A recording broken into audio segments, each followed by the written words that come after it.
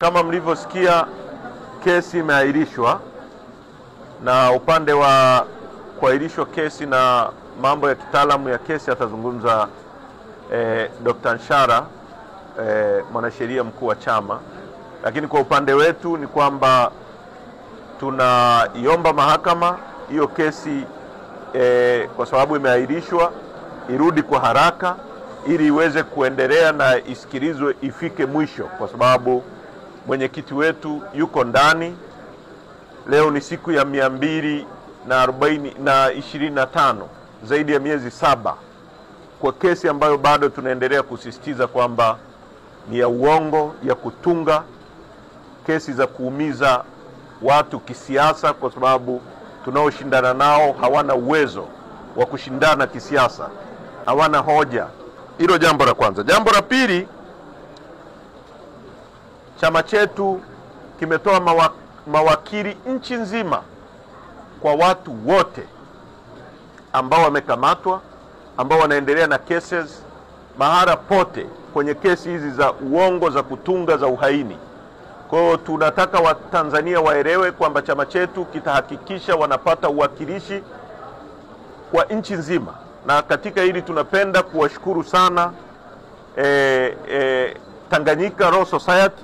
Wamefanya kazi ambayo kwa kweli inapaswa kufanywa na Law Society ya nchi nyingine yoyote. Kazi yao ni kutetea watu, na nataka nimshukuru kipekee rais wa chama cha mawakili wa Tanzania na mawakili wote wanaojitolea kuwapigania Watanzania nchi nzima.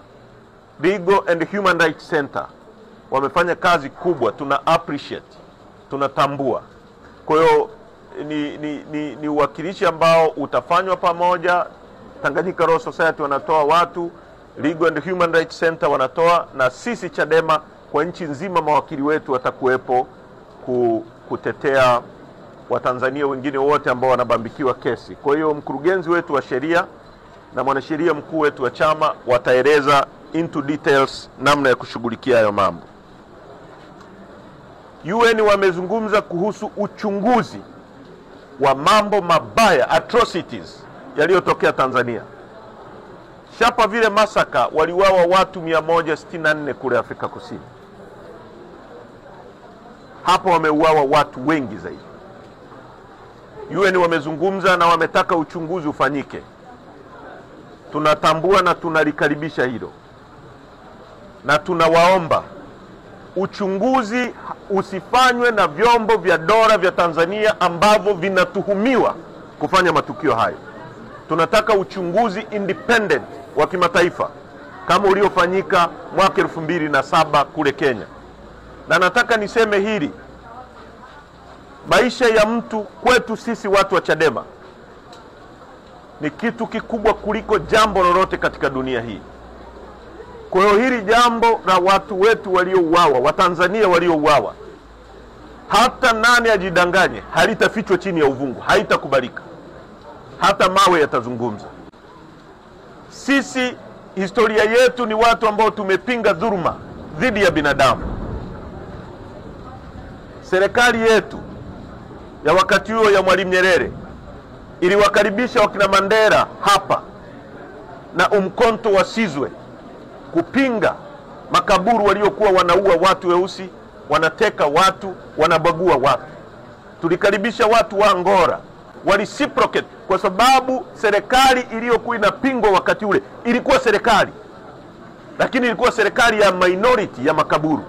Watu wa Afrika Kusini na wengine wote majirani zetu ambao Tanganyika ilihusika, Watanzania waliwapa hifadhi hapa, wawahifadhi wa Tanzania na watoe sauti kwa kutumia vyombo vyao vya habari, kwa sababu tunajua hali ya vyombo vya habari vya Tanganyika vya Tanzania kwa sasa. Walireciprocate hicho, na tunawashukuru ambao wanafanya hivyo. Na mwisho kabisa, kama nilivyosema jana,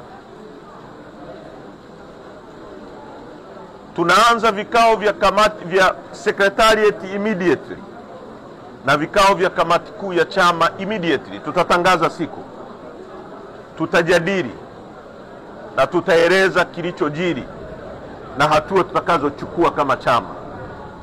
Hakuna kurudi nyuma. mpaka nchi hii itakapopata ukombozi kutoka kwenye minyororo ya watu wanaotaka kutufanya koloni lao. Nchi hii ilipata uhuru mwaka 61. Asanteni sana kwa kunisikiliza.